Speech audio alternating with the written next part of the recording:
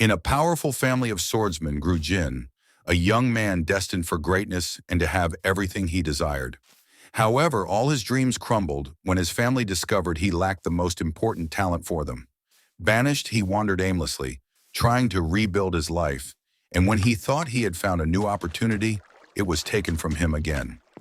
As the youngest son of the master swordsman, the 𝗏𝗏 family, a family that dominates half the world thanks to the power of their sword, he was part of a renowned lineage whose members possess both physical and intellectual talent to master fencing. They have practically conquered the world without facing opposition. Combat, conquest, and control are the pillars that define the essence of the 𝗏𝗏 family. In this lineage was born Jin 𝗏𝗏, the youngest son. As a child, he chose the family head sword, as his destiny was to lead. His father found it interesting that he had chosen 𝗖𝗍𝗽𝗍. When he became a young man, Jin believed his future would be filled with admirers and respect, but that dream shattered. Jin lacked any talent with the sword, which led those around him to question whether he was truly a member of the 𝗏𝗏 family. Disgrace quickly followed. He was called various names: the shame of Run, the family disgrace, the worst dunce of the 𝗏𝗏s. In the palace, someone calls out to Jin. Two boys ask him why he time training and in a mocking tone want to know where he keeps 𝗧𝗴𝗀𝗏. Both mock Jin, asking why he uses a wooden sword instead of the sword he chose as a child. After receiving a blow, Jin lies in pain on the ground. He notices he dropped the sword and lunges to grab it, but his brothers don't understand why he bothers to try wielding it. They think it's pointless for him to keep practicing.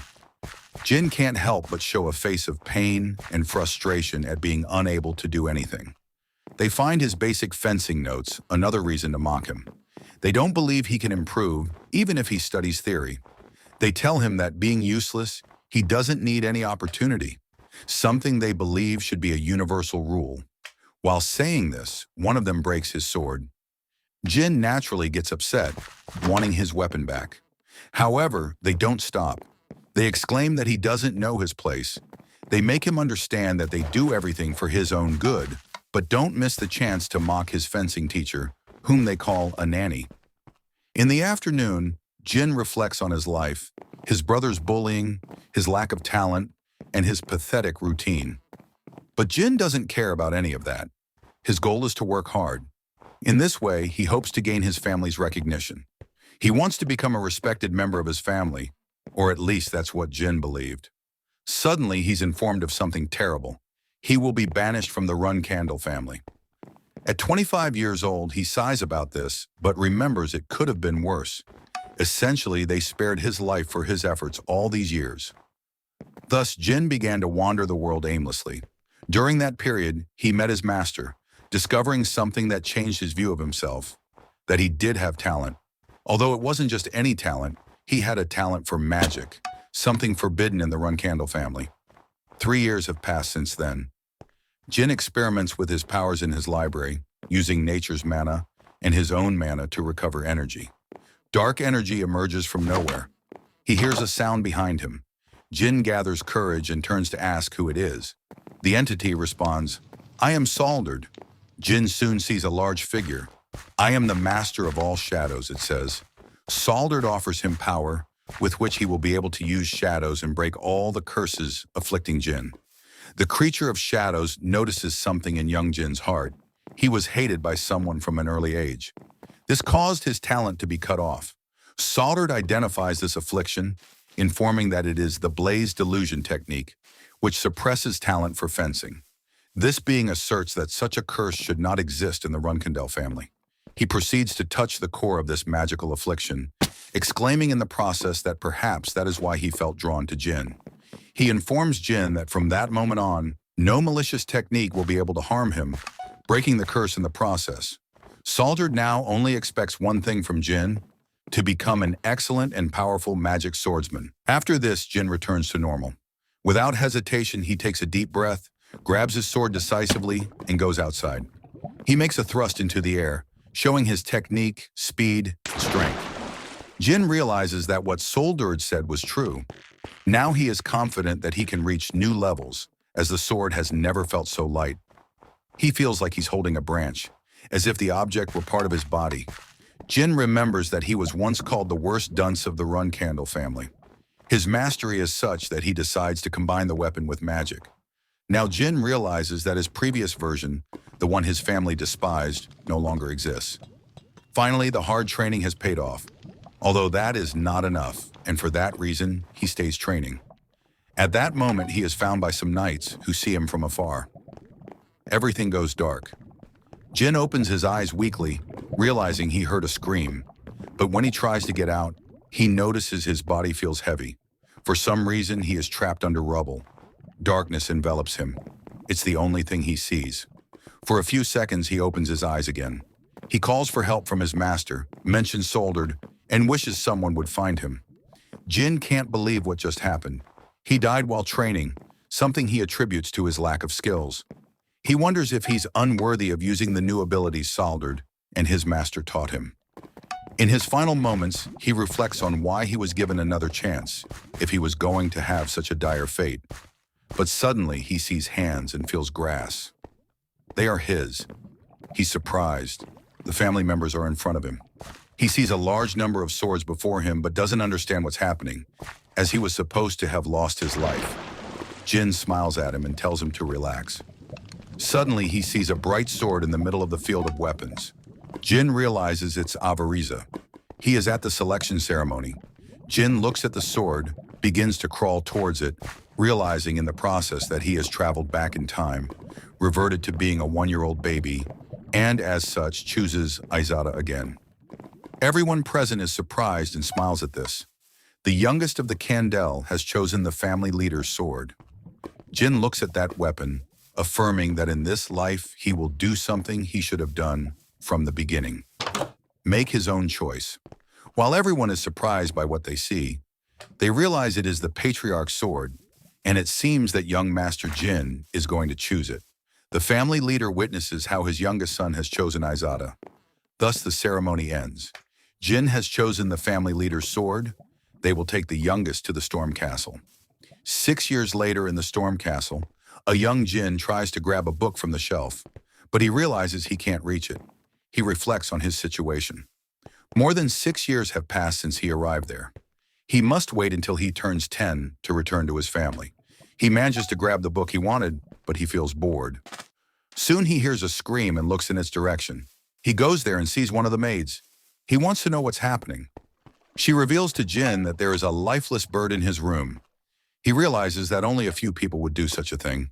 The maid turns in the direction of the voices she just heard. They are Jin's brothers who lament what happened with the bird. But what really bothers them is that the maid found the body before Jin. 𝗏𝗏𝗏𝗏𝗏, 11th son of the 3 𝗏𝗏𝗏𝗏 brothers. 𝗏𝗏𝗏𝗏𝗏𝗏, 12th son of the 3 𝗏𝗏𝗏𝗏𝗏 brothers. Both want to know if he is moved by the gift. He remembers that they will become notable assassins after being bannered. Still, he can't believe what they did at just 9 years old. Jin grabs the bird's body and laments his brother's actions, still not understanding why they would do that just to torment him. 𝗏𝗏𝗏𝗏 and 𝗏𝗏𝗏 don't seem satisfied with their actions, so they begin to provoke Jin, telling him not to cry because that would be annoying.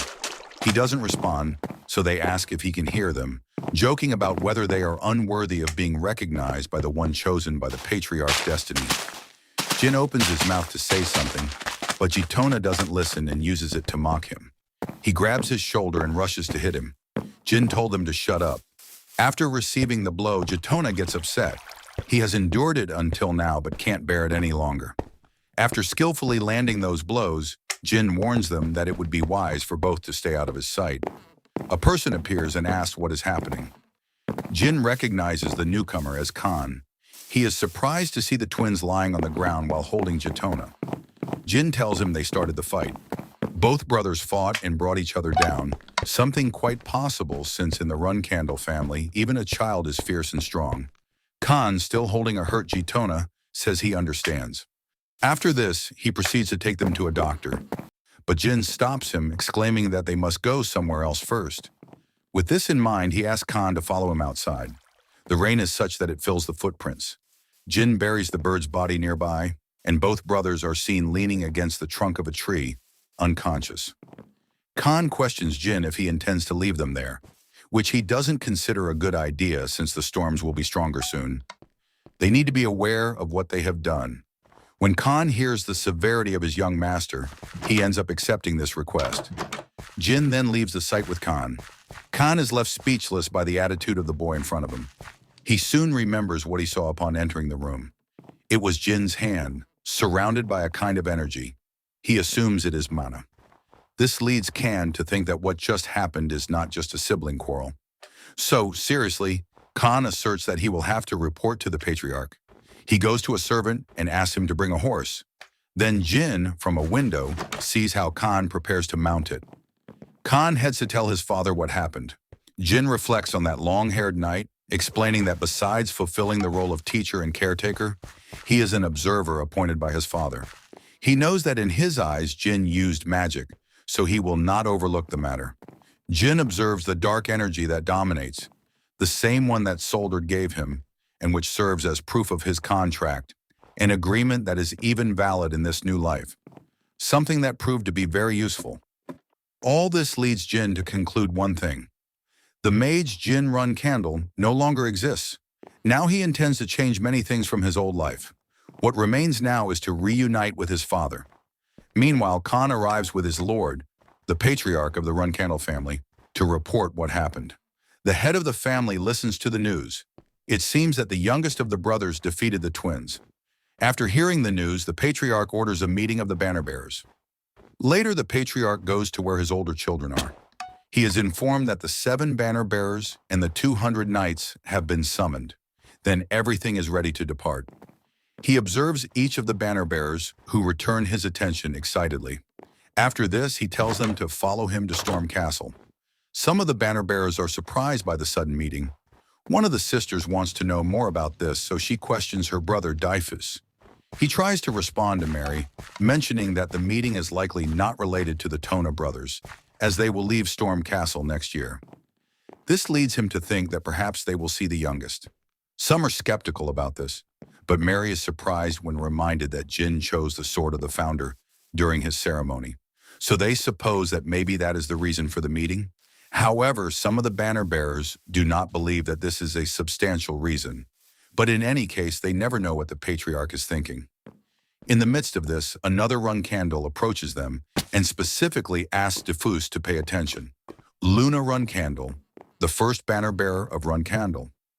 Meanwhile, Mary wonders if Jin will be so important that her father, the family leader, will go to see him again. Meanwhile, at Storm Castle, the maid dresses Jin, commenting that the patriarch is about to arrive and might want to see his children, which Jin also supposes. He stays thinking about what happened and how Khan must have told everything. He knows that now the family leader wants to know about that power his son was using, which Khan could not identify. Jin concludes that the patriarch wants to clear a doubt. He wants to know if that power will be beneficial for the family in the future. All the soldiers of Storm Castle receive him with the corresponding honors, announcing his arrival. The leader of the Reincanation family enters the castle, immediately asking to see the 𝗧𝗏𝗏𝗏 brothers. Later, inside the castle, the patriarch meets with the twins. He wants to know about their altercation with Jin, desiring to understand the guilt in that duel. Both adopt a nervous attitude, but try to maintain an innocent facade, which leads them to lie, claiming they did nothing and that Jin attacked them. They inform the patriarch that the boy used an unknown power, which was not the aura. Instead, it was similar to magic. They both put on a terrifying smile and exclaim that this art is prohibited in the Reincanation family. Soon, Mary and 𝗖𝗆𝗆𝗏 agree with the children and therefore suggest interrogating Jin before he hides his tracks. However, the father of the Reincanation asks them to stop. Basically, he informs them that they will not survive within the family behaving as they do. This leaves the 𝗧𝗏𝗏𝗏 brothers worried. Then the patriarch orders Jin to be brought in. Kiran Reincanation is the father of the youngest brother, whom he considers the strongest person of all, but also the coldest he has ever known. The strongest in this era, Kiran holds the highest title of the current era, the status of demigod, a Genesis Knight. Once he was like any other person in the world, yes, but he lost most of his human emotions upon becoming a Genesis Knight. Now Kiran only focuses on one thing, the development of his clan. His sole goal is to make it stronger and stronger. In the past, when Jin had no talent at all, he was treated as less than nothing. Jin knows that this will change now, as he has a goal in his new life. Upon entering, he is observed by the 7 banner bearers. They watch him with curiosity. Jin bows to the patriarch and greets him. Kieran wants to know why he addressed him as patriarch instead of father. Jin mentions that he was informed by the people of the castle of his arrival, noting that he came with the 7 banner bearers and the 200 knights. He knew it was an official visit, so he decided to address him that way. Kieran lets him know that it was a satisfactory answer. However, his father asks him to call him as such since he visited the castle for a different reason than what was mentioned.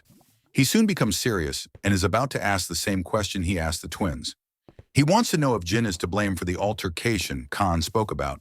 He clenches his fist and prepares to tell his reasons. Placing his hand on his chest, he says it was for revenge. Mary is interested in this, listening to her brothers say that a run candle always returns the favor, whether it is an act of goodwill or resentment. Kieran does not respond immediately, but after a few moments he orders the banner bearers to leave the room. The knights are surprised by this. They think the youngest son passed the patriarch's test. Soon the banner bearers start to move out, and the same happens with the present armored warriors. Each of them moves toward the exit while Mary smiles. The doors close. This starts the conversation. The patriarch states that Jin has caused something important. He has managed to make the banner bearers leave, as the question was only for him. He mentions the Tona brothers and what they told him about a strange power they saw. The father reminds the youngest son that the Run Candle family forbids the use of magic. This is because it weakens the potential with the sword. He wants to know what power Jin has used, noting that if it was magic, he will not let it pass. However, he proceeds to speak with full confidence. At the same time, Jin thinks that as long as Kieran knows about that power, he is sure he will not be able to ignore it. This is because the qualities he received from 𝗧𝗴𝗀𝗍 are not just anything. After thinking about this, Jin proceeds to answer his father's question. He explains that he is not sure if it is magic or aura, and says he does not know how to name it.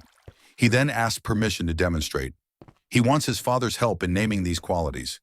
Kieran is surprised to see those flames. Apparently, he recognized them. It is the power of the founder of Run Candle. Seeing this, the father realized that the boy had the shadow energy, the same energy that the 𝗲𝗏𝗏's sword had. He came to the conclusion that the boy was indeed destined to lead the family. The boy, holding a ball of shadow energy, approached his father. The patriarch spoke, saying that Jin had the power of 𝗧𝗴𝗀𝗏, the god of shadows. He explained that 𝗧𝗴𝗀𝗏 had made a contract with Lord Tamar, the founder of the Run Candle family. However, since Tamar's death, the god of shadows had never been seen again. The patriarch could not explain why 𝗧𝗴𝗀𝗏 had decided that. Then the boy mentions that he wanted to ask his father something. He asked about the god of shadows and if 𝗧𝗴𝗀𝗏 is stronger than Kieran. The family leader turned his back and reflected, exclaiming that he was not sure. This was because he had never had to fight a god. Jin reflected on the answer, puzzled. Looking at Kieran's smiling face, he realized that he could not have a better answer. The patriarch spoke to Jin, calling him son. Then his hand began to move. The boy was startled, thinking something was about to happen. And with that, we reach the end of part 1 of this story. If you're eager to find out what happens next, don't forget to subscribe and leave your thoughts in the comments below. Also, check out the other stories appearing on your screen. I'm sure you'll love them.